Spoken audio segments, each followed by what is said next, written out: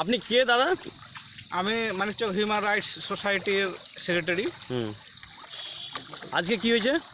আজকে ঘটনা হলো বেলা 1টার সময় দিনাজপুরের একটা ছেলে এই রাস্তা ক্রস করার সময় বাই চান্স মানে পা ফসকে সে রাস্তা উল্লেখ না করতে পেরে পা ফসকে গভীর জলে পড়ে যায়।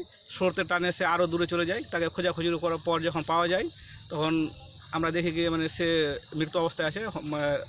ওর পরে তাকে মানিকচক রুরাল হসপিটালে নিয়ে যাওয়া হয়। সেখানে ডাক্তাররা তাকে মৃত্যু বলে ঘোষণা করে এবং বর্তমানে সে মালদাতে পোস্টমর্টমের জন্য গেছে। এই রাস্তা কি কতদিনের সমস্যা? এটা মানে আমাদের আজকের সমস্যা না, এটা দীর্ঘ আমরা যতদিন থেকে এসেছি মোটামুটি 10 থেকে 20 বছর 15 বছর আগে থেকেই আমাদের প্রত্যেক বছরই এখানে একটু বৃষ্টি হলে আমরা যেতে পারি না। এখান থেকে প্রচুর ছেলে মেয়ে সব স্কুলে যায়, সেই বর্ষাকালে একই আমাদের দুর্দশা। আজকে হয়তো ওই ছেলেটা হয়েছে, কিন্তু যে কোনো সময় আমাদের স্কুলের বাচ্চারও মানে ঘটনাটা ঘটে যেতে পারে। প্রতি বছর বর্ষা আসলেই মানে এখানে কাদা হয়ে যায় এবং মানে এবার তো সেই মানে প্রচুর মানে জল মানে যাওয়া যাচ্ছে না। এর আগে কি কোনো ঘটনা ঘটেছিল আবার?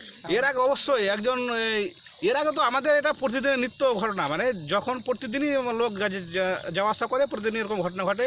এর আগে একজন আমাদেরই মানে এনজিওর প্রেসিডেন্ট যাচ্ছিল অফিসে, সে তখন বাইকে পড়ে গিয়ে ও মানে একটুর জন্য বেঁচে গেছে। ও মানে ও জলে পড়ে গেছিলো অলরেডি, কিন্তু যেহেতু লোকজন ছিল বলে ওকে মানে সামনে নিয়েছিল, কিন্তু সেও মানে হয়তো প্রশাসনকে কি জানিয়েছেন?